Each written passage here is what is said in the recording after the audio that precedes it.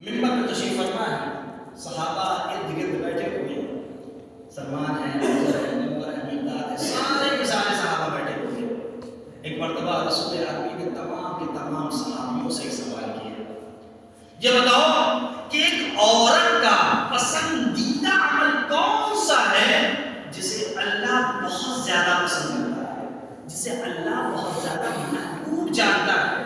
سارے کے سارے صحابیوں نے اپنے اپنے الگ الگ انداز سے جواب دینا شروع کیا۔ کہا کہ عورت کا طاہر ہونا ایسا ہے جو اللہ کو بہت زیادہ پسند ہے۔ کسی نے کہا عورت کا پاک دامن ہونا ایسا ہے جو اللہ کو بہت زیادہ پسند ہے۔ کسی نے کہا عورت کا سچ بولنا ایسا ہے تو خدا رب العالمین کے نزدیک بہت زیادہ پسندیدہ عمل ہے۔ سب نے اپنے اپنے طریقے سے کچھ سوالات کیے، جوابات ہوئے، لیکن رسول عربی نے کہا جو جواب میرے ذہن میں ہے وہ ابھی تک کسی نے نہیں دیا۔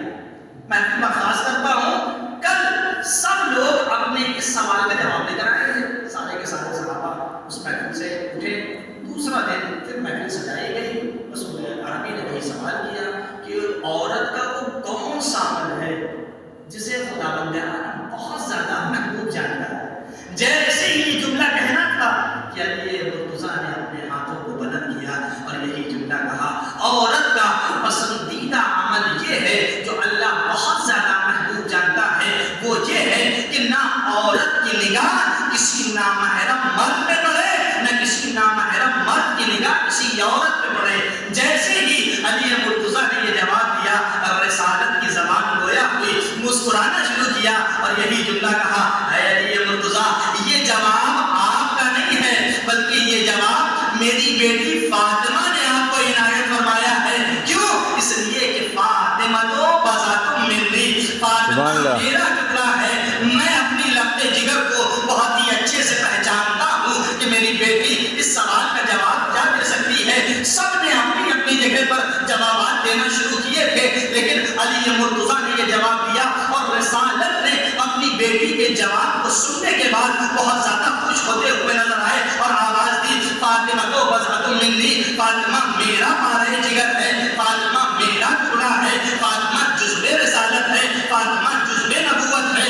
گویا تمام جملوں کو سمیٹ کر یہ جملہ کہا جا سکتا ہے کہ اگر تمام کی تمام اچھائیاں جو محمد میں پائی جاتی ہیں اگر اسے دیکھنا ہے تو فاطمہ الزہرا سلام اللہ علیہا کو دیکھتے چلے جاؤ، ساری کی ساری اچھائیاں ملتی چلی جائے گی۔ ایک صلوات اللہم صلی علی محمد و آل محمد۔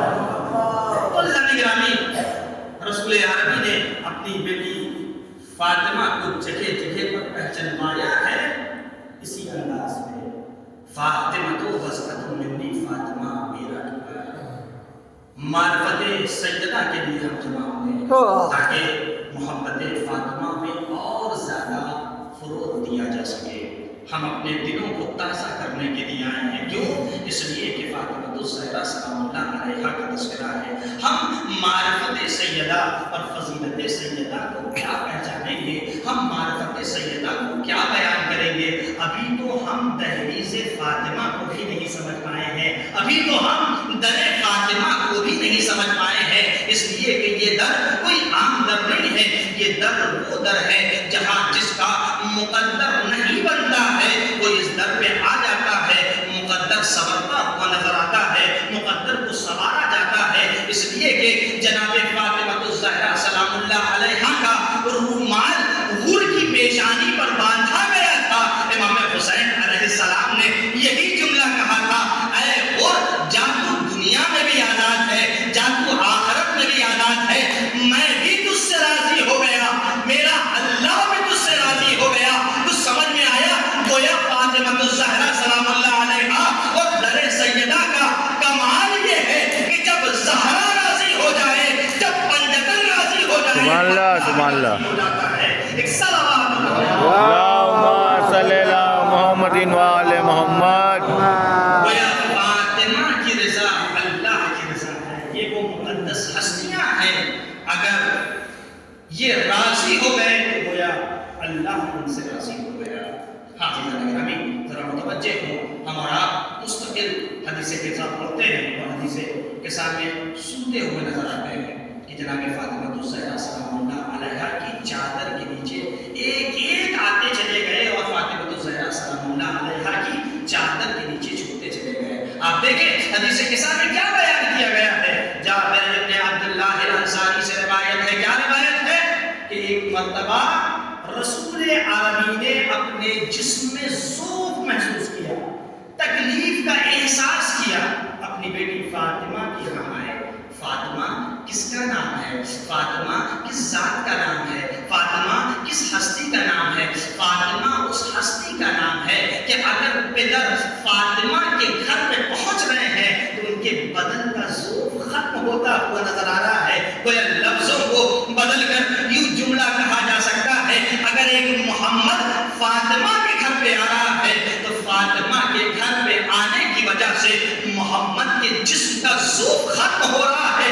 اگر ہم بھی اپنے دلوں میں کوئی پریشانی لیے ہوئے ہیں تو تذکرہ اہل بیت کرتے چلے جائیں, وہ پریشانی ختم ہوتی ہوئی نظر آئے گی. روایت بیان کرتی ہے کہ جیسے ہی رسول عالمین اپنی بیٹی فاطمہ کے یہاں آئے, جناب فاطمہ الزہرا سلام اللہ علیہا اپنے بابا کو ایک چادر یمانی دی. بابا یہ چادر یمانی ہے, آپ اسے اوڑھ لیجئے. رسالت نے فاطمہ کی چادر یمانی کو اوڑھا. ابھی کچھ دیر نہ گزری تھی کہ امام حسن علیہ السلام تشریف لائے. کہا میں اپنے نانا کی خوشبو محسوس کر رہا ہوں. ایک مرتبہ جب خوشبو کا احساس ہوا تو عجب نہیں کہ اپنی مادر گرامی سے پوچھا میرے نانا کہاں ہیں؟ عجب نہیں کہ جناب فاطمہ الزہرا سلام اللہ علیہا نے اسی چادر کی طرف اشارہ کیا. آپ کے نانا اس چادر کے نیچے ہے.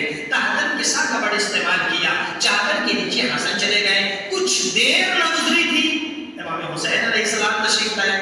میں اپنے نانا کی خوشبو محسوس کر رہا ہوں. فوراً اپنی مادر گرامی سے پوچھا میرے نانا کہاں ہیں؟ فوراً مادر گرامی نے یہی جملہ کہا چادر کے نیچے آپ کے نانا آرام فرما رہے ہیں. امام حسین علیہ السلام بھی اسی جگہ پہ چلے گئے. غور کیجئے ایک ایک کو راستہ بتایا جا رہا ہے. امام حسن علیہ السلام آئے, چادر کے نیچے راستہ بتایا. امام حسین علیہ السلام آئے, چادر کے نیچے راستہ بتایا. علی مرتضیٰ آئے, ایک مرتبہ محسوس کیا ہم رسول اللہ کے بدن کی خوشبو محسوس کر رہے ہیں. چادر کی جانب اشارہ کیا. اب جیسے ہی علی مرتضیٰ چادر کے نیچے پہنچے, ایک ایک ہیں جن کو اشارہ کر کے فاطمہ الزہرا سلام اللہ علیہا بتاتی چلی جا رہی ہے چادر کے نیچے چلے جائیے, چادر کے نیچے چلے جائیے, چادر کے نیچے چلے جائیے. میں ہاتھوں کو جوڑ کر آپ کی خدمت عالیہ میں ایک سوال پوچھنا چاہتا ہوں. علی مرتضیٰ ہے, حسن مجتبیٰ ہے, حسین سید الشہداء ہے, امامت کے درجے پر فائز ہے, عالم الغیب ہے, ایک ایک چیز کا علم ہے.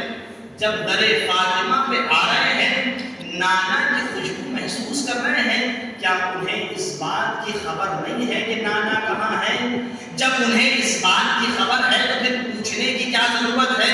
اماں یہ بتا دیجئے نانا کہاں ہے, اماں یہ بتا دیجئے نانا کہاں ہے, اماں یہ بتا دیجئے نانا کہاں ہے. تو لفظوں کو بدل کر یہ جملہ کہا جا سکتا ہے جو لوگوں کو راستہ بتائے اسے امام کہتے ہیں, جو تین معصوموں کو راستہ دکھائے اسے سبحان اللہ, سبحان اللہ. اللہم صلی علی محمد و آل محمد.